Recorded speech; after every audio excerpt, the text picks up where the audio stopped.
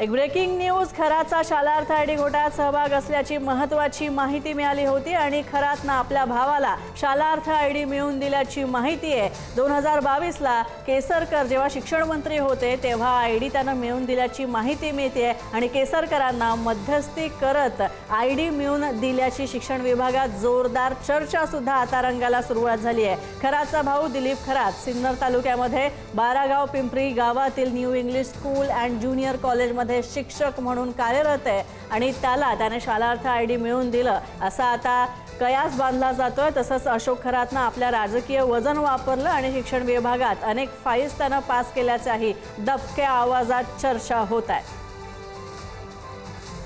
बलात्कार प्रकरणी अटकेत असलेल्या अशोक खरातचे जे आहे ते धागेदोरे यांनी संबंध अनेक ठिकाणी असल्याचं समोर येत आहे।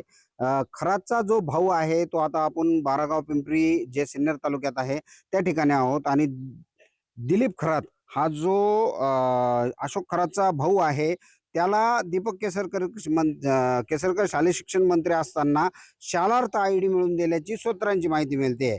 अशोकचा भाऊ तो दिलीप आहे तो ह्याच जी शाळा आहे न्यू इंग्लिश स्कूल या ठिकाणी तो सायन्सचा वर्ग घेत असल्याची माहिती समोर आलेली आहे। केसरकरांना मध्यस्थी टाकत हे आयडी जे शालार्थ आयडी आहे ते मिळवून देण्याची चर्चा ती होते आहे आणि अशोक खरातने आपलं राजकीय वजन वापरत शिक्षण विभागातील अनेक फाईल्स पास केल्याच्या दबक्या आवाजात चर्चा सुरू झालेली आहे। आता हा जो नवीन कनेक्शन जे समोर आले आहे त्याची चौकशी आता SID मार्फत केली जाईल आणि ह्यामधून दीपक केसरकरांचा आणि अशोक खरातचा जो असलेला संपर्क आहे तो जो सांगितला जातोय, जो आरोप केला जातोय त्यात काही आणखीन कांगोर निघतात का हे पाहणंही महत्त्वाचं ठरणार आहे। प्रशांत शर्मा, बारागाव पिंपरी, सिन्नर, नाशिक।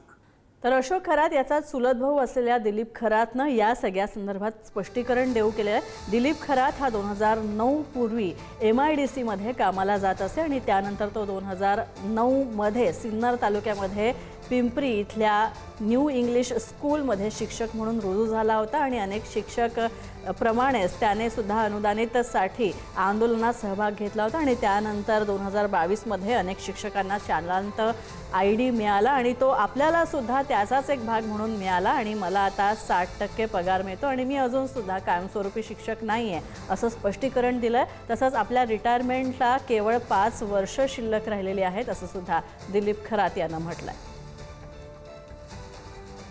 तर दिलीप खरातनं हे स्पष्टीकरण पुढारी न्यूजला दिलंय।